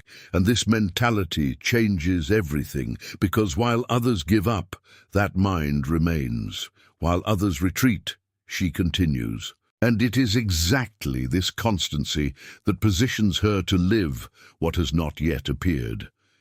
Maybe you're exactly at that point right now, where it seems that he has done everything, has already searched, has waited, and even so, he hasn't seen it yet. But this word comes as an internal adjustment. Don't stop, because what is being formed inside you is just as important as what you hope to see on the outside. And when this process is complete, the answer doesn't just arrive. It finds a mind prepared to sustain.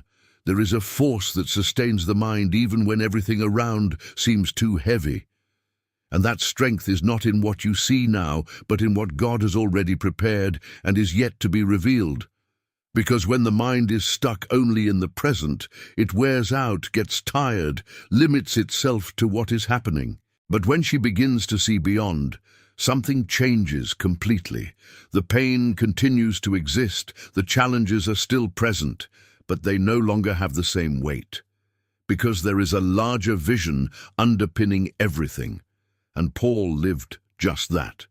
If someone had reasons to give up, to get discouraged, to question the path, it was him. Arrests, persecutions, constant difficulties. His life was not comfortable. It was not easy. He did not follow a standard of tranquility. And even then, his mind remained steadfast. But what was the secret? He did not live stuck in the now. In Romans 8:18, he reveals this clearly. For I consider it certain that the afflictions of this present time are not worthy to be compared with the glory that is to be revealed in us. Understand this in depth. He did not deny the afflictions. He didn't pretend they didn't exist. But he compared. And when comparing, he put each suffering in its proper place. His mind was anchored in something bigger, and that is what sustains it. When you understand that the present is not the end, that what you are living now does not define the final result, that there is something being prepared beyond what your eyes can see, the way of facing everything changes. Anxiety loses strength, despair subsides, courage begins to grow, not because the scenario has changed, but because the perspective has changed. The mind that sees only the now is limited. But the mind that sees what is coming lives with purpose. She understands that each step is part of something bigger, that each challenge carries a meaning, that nothing is happening without a purpose. And this generates a hope that does not depend on circumstances. Maybe today you are facing something that seems too heavy, something that is demanding more than you imagined. But that word comes to adjust your vision. That's not all. There is something bigger being prepared. There is a glory that is yet to be revealed. There is a purpose that goes beyond this moment. And when you start living with that awareness, the mind gets stronger. You keep going even when it's not easy. You remain even when you don't see it. You trust even when you don't fully understand. And if that message is bringing a different clarity to you right now, as if something inside is being aligned, don't let that slide. Write in the comments, I trust in God's action. Because sometimes a simple statement is the beginning of a new way of living all that is in front of you. There is a silent question that many carry for years without realizing it. Who am I really? Not the identity built by the experiences, mistakes, opinions of others, but she who stands before God. And when that answer isn't clear, the mind begins to get lost in distorted versions of itself. Some start to see themselves through failures, others for rejections, still others for the choices they would like to erase. And little by little this shapes a broken, limited identity, far from what God has really declared. But there is a point of return, and the parable of the prodigal son reveals this in a profound way. This son didn't start lost. He got lost along the way. He decided to leave, look for something outside, experience life away from his father's presence. And at first it all seemed to make sense. Freedom, own choices, autonomy. But over time, everything began to fall apart. The resources have run out. The companies disappeared. The reality has become harsh. And the most impactful thing was not only the external situation, that's what happened inside him. He forgot who he was. He began to live as someone without value, without direction, without belonging. He got to the point of accepting a reality that was never planned for him. And that's exactly what happens to many today. They didn't start out that way, but they got lost along the way. Until something changes. The Bible says that he came to his senses. In other words, there was a mental awakening. He began to remember who he was, where he came from, what he had left behind. And this memory was the beginning of the restoration. He decides to go back. And here's the most powerful part. He comes back with a servant mentality, thinking that he no longer had the right to be a son. But the Father doesn't answer based on his mind, answers based on true identity. Luke 15:24 states, "For this son of mine was dead and is alive again. He was lost and is found." Notice this. The Father did not call him a servant, did not treat him as someone inferior, did not define him by his mistakes. He reaffirmed, "My son." The identity has never changed. It was just forgotten. And that's what God does. It doesn't build a new identity for you. He restores the one that has always existed. He doesn't see you for your mistakes. He sees you as a son, as someone who belongs, as someone who can come back. When this revelation enters the mind, everything changes. Guilt loses strength. The shame begins to fade. The way you see yourself is transformed. You stop seeing yourself as someone lost and begins to see himself as someone found. And this restoration is not partial. It is complete. Because when God restores identity, he repositions the mind, the heart, and the path at the same time. There is a kind of peace that the human mind cannot explain, because it is not born of circumstances, does not depend on what is happening around, and does not follow common logic. It is a peace that makes no sense to those who look at it from the outside, but that completely sustains those who live it from the inside. And maybe you've felt the opposite of that. Moments when everything seemed to be under control externally, but inside there was restlessness, anxiety, racing thoughts. This shows that true peace does not come from the scenery. It comes from connection. And nothing reveals this as strongly as the scene of Jesus in the midst of the storm. The disciples were inside the boat, surrounded by waves, strong wind, real risk. It was a situation that naturally generated fear, despair, urgency. And in fact, this is what happened to them. Their minds reacted to what their eyes saw, but there was someone in that same environment living a completely different reality. Jesus was sleeping. In the midst of the storm, in the midst of the chaos, in the midst of what threatened everything, he was at rest. That doesn't mean he was ignorant of what was happening. It means that he was not ruled by that. And that's exactly what defines this peace. It's not the absence of problems. It is stability in their midst. While the disciples were overcome with fear, Jesus was sustained by something deeper, an unshakable trust, a constant connection with the Father, a certainty that was not affected by circumstances. And it is this peace that Philippians 4:7 describes, "And the peace of God, which surpasses all understanding, will guard your hearts and your minds." Notice, it exceeds understanding. In other words, it doesn't have to make sense to exist. It doesn't depend on explanation. It depends on relationship. And when that peace enters the mind, something changes completely. Thoughts slow down, emotions are balanced, fear loses strength, not because everything has been resolved, but because there is greater security supporting everything. Perhaps today you are facing situations that seem unstable, uncertain, even scary. And the natural tendency of the mind is to react, to worry, to try to control. But there is an invitation being made now to live a peace that does not depend on it, a peace that comes when you decide to trust, even without understanding everything. When you choose to rest, even without seeing the complete solution, when you anchor yourself in God instead of holding on to what's going on around you. And this peace is not something far away. It is available, but it is not accessed by logic, is accessed by delivery. Because when the mind surrenders to that trust, it ceases to be dominated by the environment, and it starts to be sustained by presence. There is a silent change that can completely transform the way you see life, and it doesn't start with big events, but with something simple that many neglect: gratitude. Because how you perceive what you have already received determines how your mind interprets everything that is yet to come.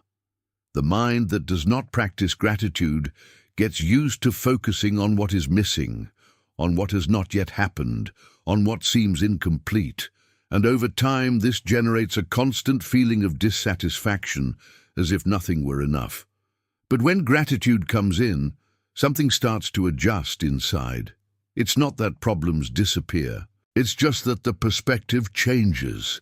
And Jesus revealed this clearly in the story of the 10 lepers. All were in the same condition. Everyone needed healing. Everyone cried out, and everyone received it. The miracle happened for the 10, but what happened next reveals something much deeper than the cure itself. Only one returned. Luke 17:15-16 says, "And one of them, seeing that he was whole, returned, glorifying God with a loud voice, and fell at his feet." Notice this.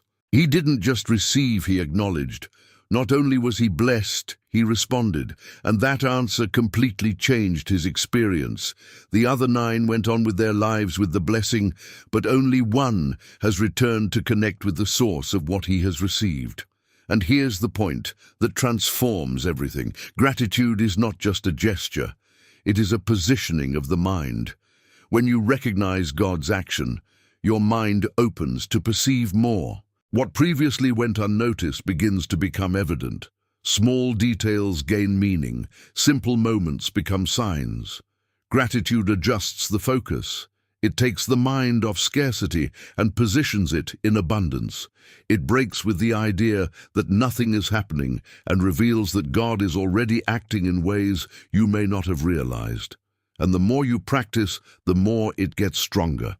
The mind begins to get used to seeing what it previously ignored. Faith grows, not just by what you expect, but from what you already recognize. Perhaps today you are looking more at what has not yet arrived than at what has already been done. But this word comes as an adjustment. Come back. Recognize again. Thank you again. Understand again. Because when you do that, something opens up, not just around you, but inside you. A new way of thinking, feeling, living.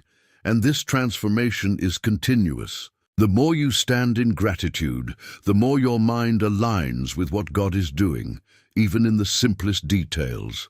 In the next few moments, something even deeper will be revealed, something that can completely change the way you see your decisions and the path that is before you. Stay on your toes, because this may be just what your mind needs right now. There is a silent but decisive difference between making decisions based only on human logic and living guided by a wisdom that comes from God. Because logic looks at the moment, calculates possibilities, tries to predict results. But divine wisdom sees beyond, considers the unseen, and leads the mind along paths that do not always make immediate sense, but carry eternal purpose. And the most interesting thing is that many people confuse knowledge with wisdom. They may have experience, information, even good intentions, but still they make decisions that do not produce peace or clear direction, because something is missing that is not learned only with time, is received from God. The story of Solomon reveals this in a profound way. Faced with an enormous responsibility, governing a people, leading a nation, making decisions that would impact thousands of lives, he had a unique opportunity. God presents himself and allows him to ask for whatever he wants. And at that moment, he could have asked for many things: power, wealth, protection, victory. anything that would guarantee security and advantage. But his choice reveals a rare level of understanding. At 1 Kings 3:9 he says, "Give your servant a heart understanding to judge your people." Notice this. He didn't ask for external resources, he asked for internal capacity.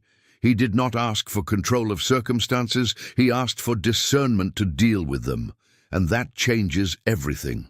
Because the mind that seeks wisdom in God is no longer guided only by what seems right, and it is led by what is right before God.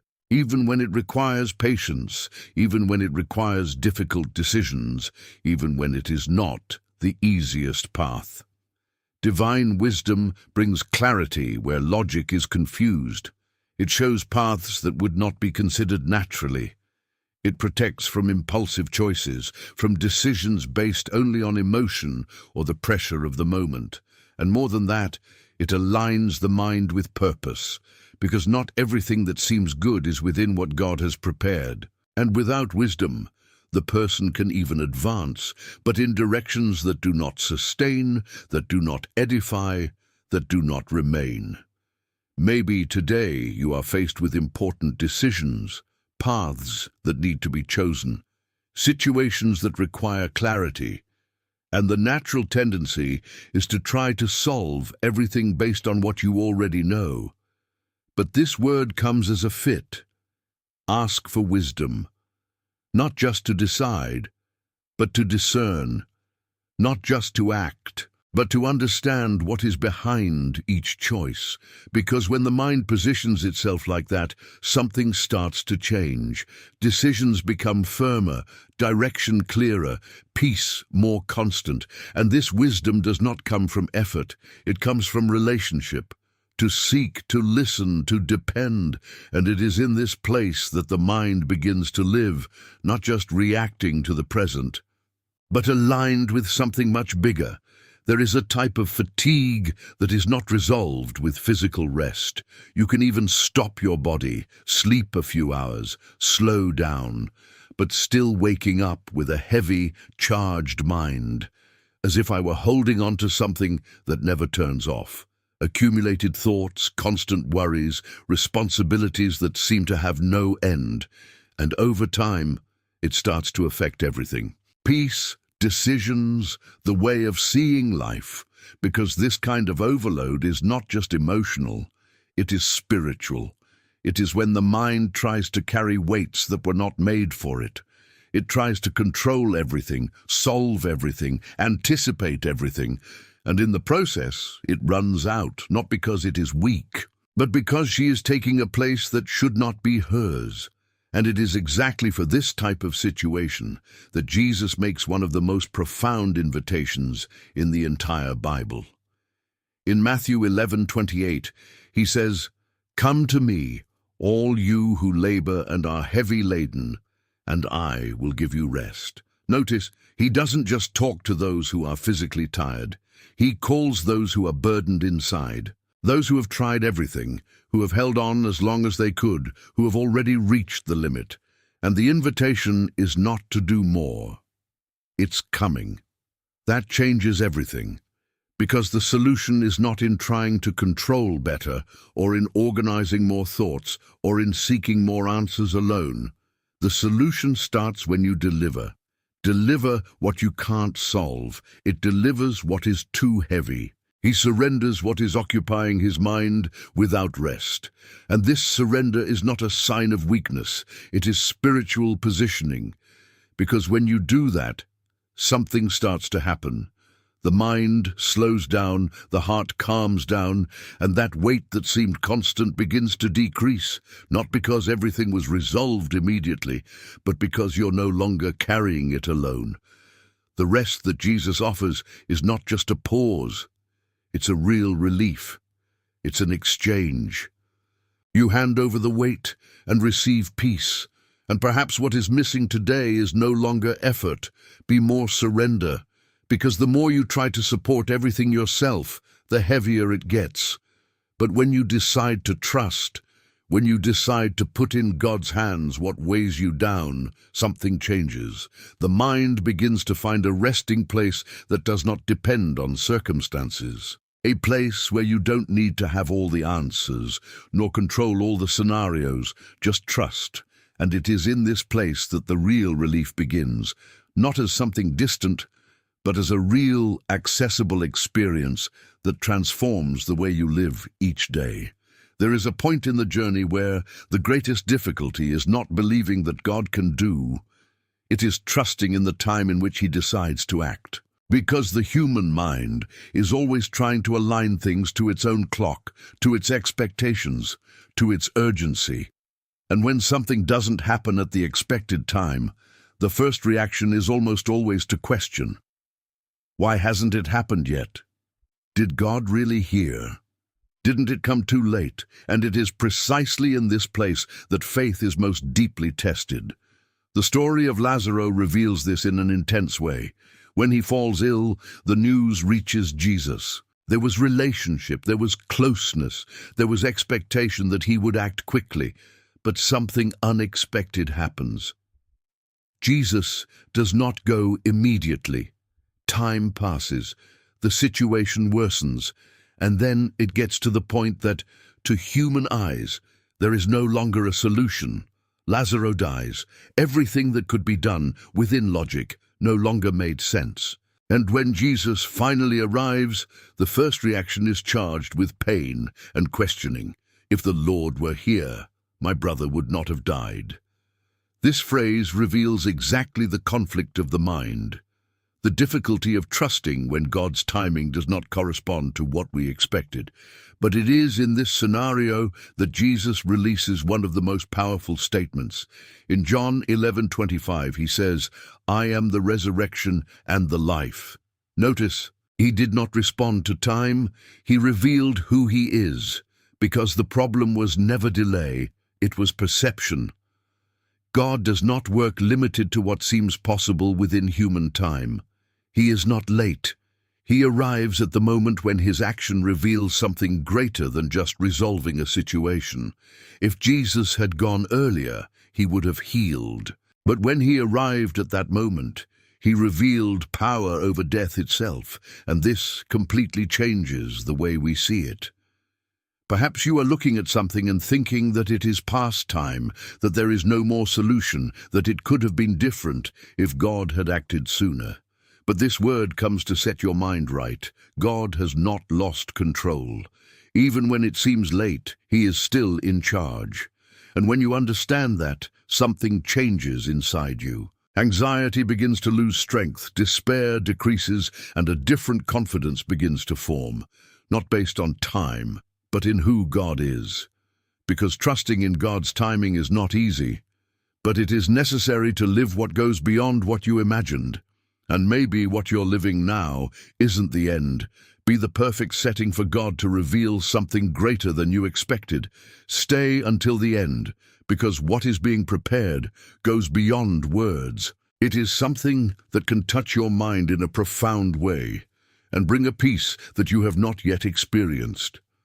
There comes a time when all the pieces start to fall into place, not because something new has started to happen, but because you finally begin to realize what has always been present.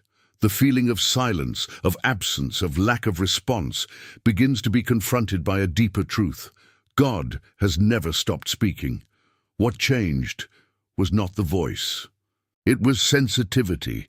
Throughout this entire journey, from the first restless thoughts to the most difficult decisions, from the moments of pain to the moments of clarity, God was present, guiding, adjusting, directing, even when you didn't realize it. And perhaps now, looking back, some signs are starting to make sense. That word that came at the right time, that restlessness that prevented you from following a path, that peace that arose without explanation in the midst of chaos, that answer that came in a simple way, almost unnoticed, but that was there. It was never an absence. It has always been communication. Isaiah 30:21 reveals this directly. This is the way. Walk ye in it, not as something distant, but as a constant orientation. God doesn't just speak once. He keeps talking, adjusting the route, confirming directions, correcting deviations. But the mind, when it is distracted, rushed or overloaded, loses this perception. He begins to interpret silence as a lack of response, when in fact the answer has already been given. It just wasn't recognized. And here's the revelation that changes everything. You've never been alone in this process, even in the decisions that seemed confusing. Even in the moments when you thought you were directionless, there was a leading presence, albeit in a subtle way. Because God does not abandon. He accompanies it. And when that awareness enters the mind, something aligns deeply. Insecurity decreases, confidence grows, and the way of living changes. You start to realize that you don't have to desperately chase for answers. It needs to learn to recognize what is already being communicated. Perhaps the answer you were looking for is not far away, is closer than you think. Maybe it has already been said, shown, confirmed.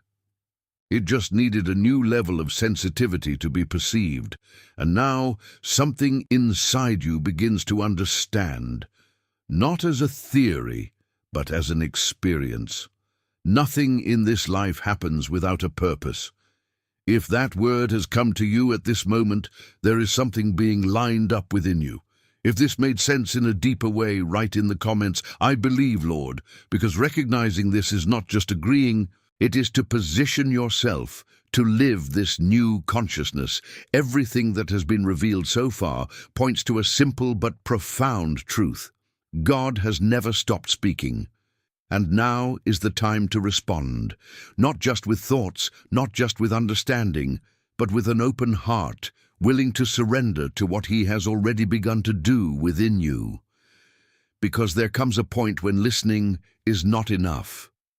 It is necessary to take a stand. Jeremiah 29:13 states, "And you will seek me and find me when you search for me with all your heart." This is not just a promise. It's an invitation, a call to step off the surface and into a real meeting place, where the mind quiets down and the heart surrenders. Everything you have felt so far, every reflection, every inner adjustment, every perception, now it can be placed before God. No filters, no masks, no having to organize everything perfectly. Just get closer.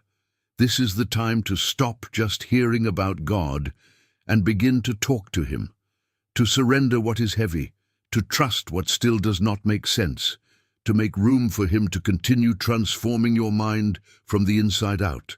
Now, silently or quietly, prepare your heart, because we are going to talk to God. Beloved Father, your presence is the place where the mind finds rest and the heart finds direction. Your word declares in Psalm 51:10, "Create in me, O God, a clean heart, and renew in me a right spirit." And it is with this truth that we now approach, recognizing that we need you more than anything else. Lord, we thank you for all that has been revealed so far. Thank you that even when we didn't realize it, the Lord was speaking, guiding, taking care of every detail. Thank you that your voice has never been silent, that your presence has never wavered, and that even in the midst of our doubts, you have remained faithful. Now, Father, we ask you, renew our mind. Take away every thought that doesn't come from you, every confusion, every fear, every anxiety that has weighed on us. It puts clarity, peace, and direction within us. It teaches us to think as the Lord thinks, to see as the Lord sees, and to trust even when we don't understand. It gives us the strength to continue, the wisdom to decide, and the faith to stand firm. May our mind not be dominated by circumstances, but aligned with your truth. May we discern your voice among so many others, and have the sensitivity to recognize your signs in our daily lives. Lord, visit now every person who is praying this prayer. He who is weary brings rest. He who is confused brings direction. He who is wounded brings healing. The one who is facing financial difficulties opens doors and brings provision. He who is with the family in conflict pours out peace and restoration. He who is sick manifests thy healing and thy strength. At this moment in silence, each heart presents before you what it needs most. Father, we commend everything into your hands, our fears, our dreams, our worries, our plans. We know that you are in control and that your timing is perfect. Even when we don't understand, we choose to trust. Even when we don't see, we choose to believe. May your peace, which passeth all understanding, now guard our minds and our hearts.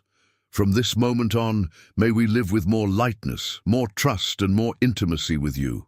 We declare that we belong to you, that we depend on you, and that we follow your leading. And we trust that what the Lord has begun, the Lord is faithful to complete. If this prayer represents what is inside you, write in the comments, Amen, and declare this faith as a step of surrender. We pray with confidence in the name of Jesus. Amen. Everything you've heard so far hasn't just been information. It was direction. Each teaching, each story, each revelation carried an answer that his mind needed. Because God knows exactly where you are, what you have been facing, and what thoughts have occupied your interior. And that's why this message is for you. Not by chance, not by coincidence, but because God has chosen you to hear it today. Throughout this journey, you have realized that the mind is not just a place of thoughts. It is the field where decisions are formed, where faith grows or weakens, where God's voice can be recognized or ignored. And when that mind aligns with God, everything changes.